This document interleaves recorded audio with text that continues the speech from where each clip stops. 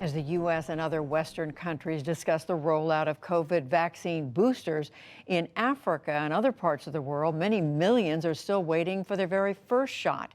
COVID has killed 200,000 people across the African continent, where there are nearly 8 million confirmed cases, while South Africa is on track to have a majority vaccinated by the end of the year. For many other sub-Saharan countries, fewer than 3% of their populations have been vaccinated. Earlier today, William Brangham spoke with the head of Africa's CDC, Dr. John Nkengasong. Dr. John Nkengasong, thank you so much for joining us. I wonder if you could briefly just give us a sense, continent-wide, how is the pandemic going in Africa right now? Unfortunately, we are not winning the war against this pandemic in Africa. As we speak, at least 32 countries are going through a very severe third wave, and about 4 or 5 other countries are actually witnessing a fourth wave. And the background of this is that we have very limited vaccines that have been introduced on the continent. A population of 1.2 billion people have only seen about 3% of the population fully vaccinated, which is unfortunate. If we imagine that our goal was to at least vaccinate up to 60% of our population by next year. So I think it is a very unfortunate situation we are witnessing in Africa. I would love to talk about the vaccines in just a moment. Before then, though, is it your sense that the Delta variant is the primary variant of the virus across Africa now? It is. As we speak, over 30-something countries have now reported the Delta variant. And Africa is a continent of 55 member states. So at least about 20 countries have not yet reported the Delta variant. But the speed at which the variant is evolving suggests naturally that in the next couple of weeks or months, it will become the predominant variant. I know that testing is not as widespread across Africa as it is elsewhere. Do you share the concern that you might be possibly missing even more cases simply because you don't have good eyes on the ground? Oh, we are absolutely missing cases. There's no doubt about that because of lack of broad testing as we would love to. And it's not because countries don't want to do testing. I think it's lack of really access to large-scale testing. And we have made significant progress if you compare to where we were last year.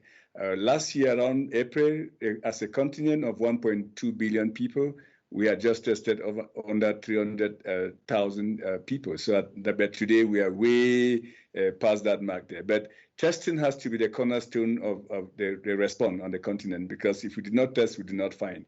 On this vaccination front, the COVAX effort and many Western nations say that they are doing everything they possibly can to try to increase production and get vaccines elsewhere into the world. But it sounds like you clearly don't believe that effort is happening fast enough.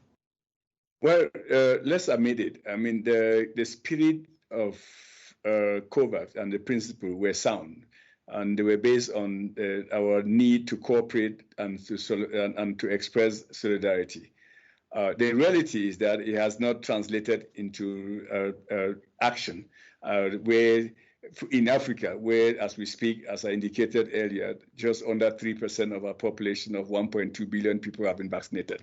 If you recall, when this COVAX was set up, it was very clear that we wanted to have a basket where vaccines will be dumped into, and the vaccines that are effective will be accessible at the same time to everyone in the world who needed the vaccine. But that is not what we are seeing today.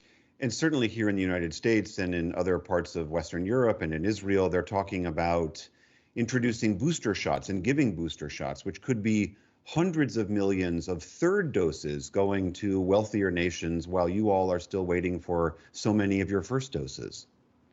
That is absolutely correct. My greatest concern with the concept of a booster is that I have not seen the science yet that justify that. For example, there are at least a couple of conditions that or scenarios that evidence is a better word that I'm looking for. One is that we should be able to define that when vaccine protection actually wins to the point that somebody actually needs a booster. We haven't seen that level, that data.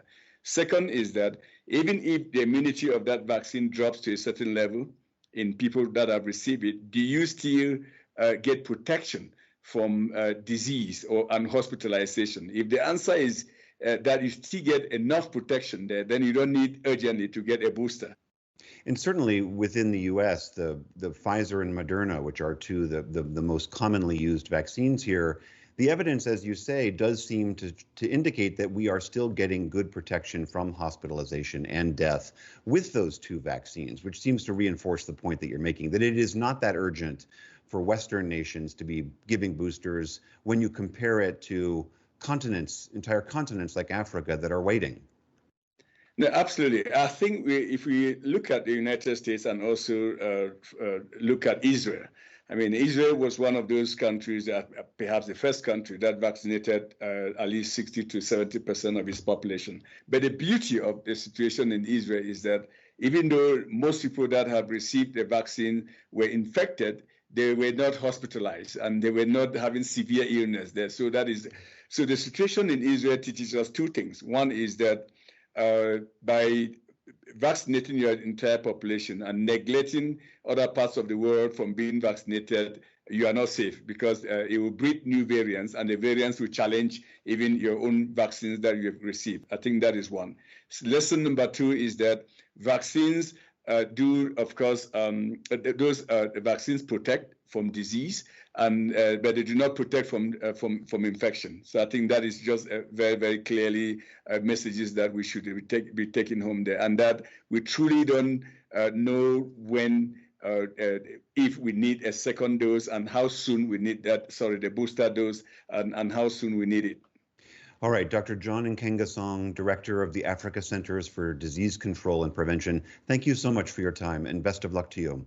Thank you. Thank you for having me on your program.